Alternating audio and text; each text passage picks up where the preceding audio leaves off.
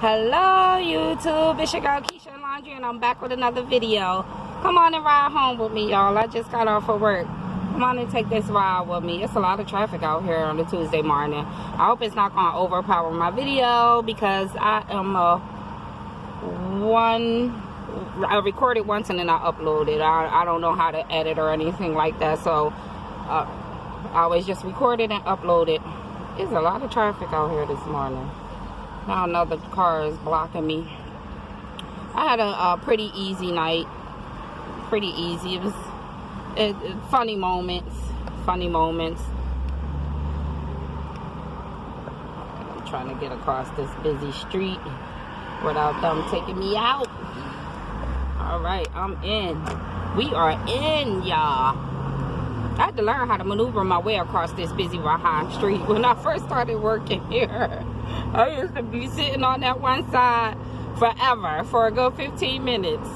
And then I learned how to maneuver my way out because the people in Florida drive crazy, y'all. Especially in Jacksonville. They drive crazy. They'll cut across you with no turn signal. I mean, cut close too. It'd be crazy. I think I told y'all before, I just sit back and put my car and cruise and watch them fools have at it. They can have the road. But I was online last night. I seen a lot of stuff. It'd be crazy when everybody talk about the same thing, and I'm like, am I supposed to talk about the same thing? Am I supposed to be talking about, you know, Lori Harvey crashing her car, or, you know, stupid Ray J having the rights, Ray J giving the rights Suge Knight's story? I feel like people will want to hear different things, but then I upload videos about different things and I don't get no views. I'm sure people don't want to hear 15 people talk about the same issue, or maybe y'all do. I mean, I'll be thinking about doing reviews on shows like, you know, or if there's something that touched me on a show. I wouldn't do a consistent review because the people who I watch reviews, they do a pretty good job. And there's already enough people out here doing reviews on YouTube. But sometimes I see something and it moves me to wanna say something like Black Ink Crew Compton. I didn't even think I would be able to watch that show because the first show gave me so much anxiety. Like, oh my God, what's gonna happen? Oh my God, I hope everybody's safe. But I chose to tune in and give it another chance that second week. And I've been watching. You know, the same old crap. It's almost like mind control. It's like they think they know what we want to watch, so they package it in different boxes and give us the same thing. The same thing. And that's what I'm saying about YouTube. Everybody is talking about the same thing. But yeah, I thought about the Tamron Hall show. I really enjoy her show. It's for adults only. That show is definitely for adults only. I mean, if you're looking for something different, tune in the Tamron Hall show. Let me tell you about her show yesterday. Her wardrobe is nice. I really like all those long dresses she wear. It depends on the pattern, because the pattern of the dress can tend to get a little granny like. Yesterday she kind of looked like Tweety Bird grandma. I was like, come on. Y'all gonna see the sky go from dark to light. By the time I hit the bridge, it'll probably be light outside. But yeah, the Tamron Hall show is for adult minds. So yesterday on the show, she had this really good twist to her show. So she had a gentleman on there, and he was telling his story about how he was a security guard in Wisconsin at a school. I believe it was a high school, and he had got a call for a fight for him to come and help with the fight. The principal was there, and the kids was fighting, and he came to assist. And when he got to the fight, did I mention he was a man of color? So when he got to the fight, the students started calling him the N-word. And the guard was like, I'm not your that. And the student kept calling him that, and the guard kept telling him, I'm not your that. You know, and the principal wound up turning on the security guard, yelling at him, telling him to go ahead, and she wound up firing the security guard. And it was an unjust firing. But for her to call him there for help and then allow the student to address the security guard like that, that was completely out of line. She didn't have that man back at all. I'm sure if he knew that she didn't have his back, he would have took a few more minutes to get to that call. But anyway, he said once the principal started yelling at him, telling him to leave, go ahead, I guess pretty much telling him he doing too much, by just telling the student that pretty much you're not going to talk to me like that. And so he said he told the principal, oh, I see you condone this. I see it's okay with you. And so he wound up losing his job. And the students rallied behind him. So they've been protesting outside the school for him to get his job back. The great Cher has heard about it, and she offered to pay his legal bills. He said he really enjoyed his job, so he would really want to go back to doing what he do. And that he did want to fight it legally. And then she had a civil rights guy on there. That man was some kind of sharp. I tell you, he was handsome. But I love me a dark man in a suit. It's just something about a suit. But anyway, the civil rights attorney was on there, and he said pretty much that the ex-guard did have a case, because there's levels, of course, you know, when you get in trouble at work.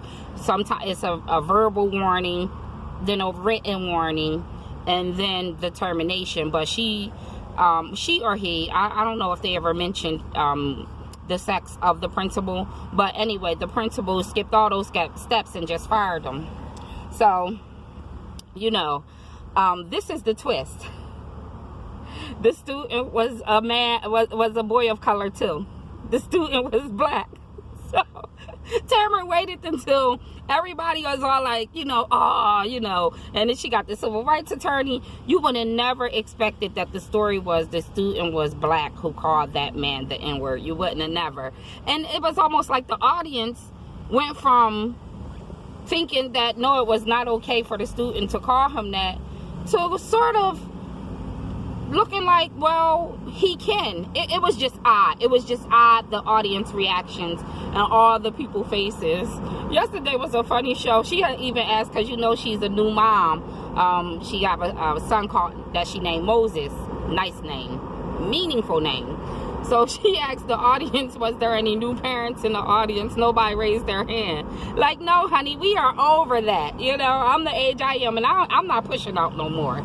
I'm not pushing out no more. Nobody raised their hand. It was so funny.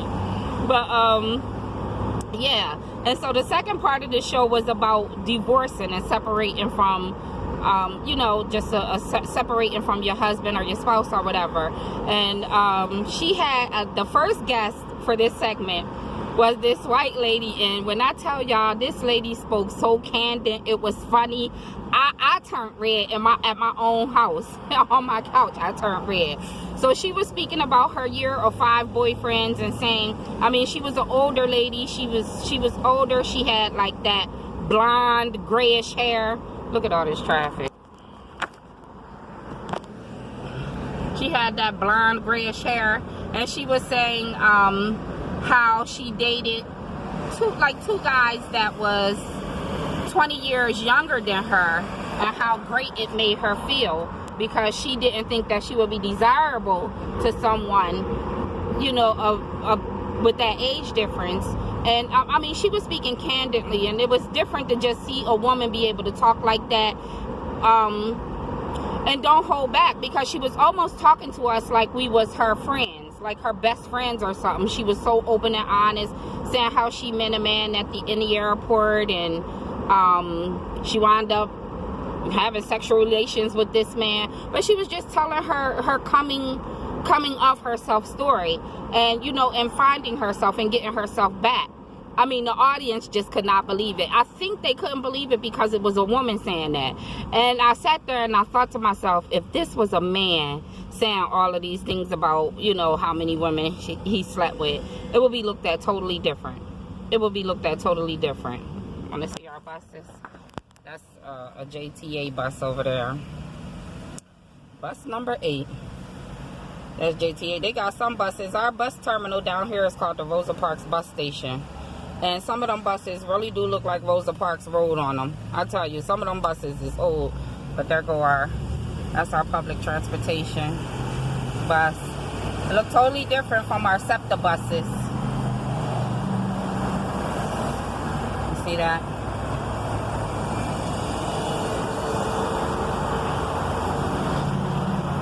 And I have to add that our public transportation buses are well equipped to handle handicapped people. They have the ramp, then they put up the seats that's in the front, they push them up, and they strap the person in the wheelchair or the hub around, they strap them in. Yeah, the bus lower and everything. But yeah, back to what I was saying, it just tickled me to knowing that a lot of women in the audience experience the same thing, and for just their faces of like, I can't believe this lady is on TV speaking so open about something like this. But she was. And then she also had a divorce attorney on there, and the divorce attorney, between her and the other lady, they were saying how, like, when you separating from your mate, the sky's starting to get a little light, I can see it. When you separating from your mate, you want to change your passwords, and you also want to change your passwords to everything, and you want to check your phone for any, like, tracking apps. I said, I never even thought about that. They said, you know, if there's any apps that you don't recognize, delete it, because that might be a tracking app. And also, the divorce attorney, remember, she was the one who specifically said, do not talk bad about the other spouse in front of the kids. Not even if you on the phone with your friends, don't talk bad. Because she says she has seen people lose custody of their children by speaking bad about the other mate. But I really do enjoy the Tamron Hall show. I do. I said, oh my God, I'm old, because when that go off, I turn on Ellen. Ellen that got so old, she don't even dance no more. She let Twitch come out there and dance. But, oh hey, yeah, this is something I did want to talk about too. To crack down on crime, I love to roll the windows down when I get off of work, because I be inside a building so much. I be home inside a building, I'm at work inside of a building, so whenever the weather permit, I like to like clear my lungs out, you know. I just love it. I just sat in that building for 8 hours. I need my lungs cleared out. But to crack down on crime, they put up these shop finders down here in Jacksonville, and it seemed to have worked. They said high up, like above the telephone poles, I want to say, and it's like a red and blue light. And if there's a gunshot, look at this fool, he just cut in front of me, like no turn signal or nothing. But it can detect when a gunshot goes off, and then the cops can go directly to that area. Yeah, and it seems to have cracked down on crime. It really has. It's doing a job. Do they have those in your city? I believe they call shot spotters. I believe that's what they call. But it helps. It helped a lot.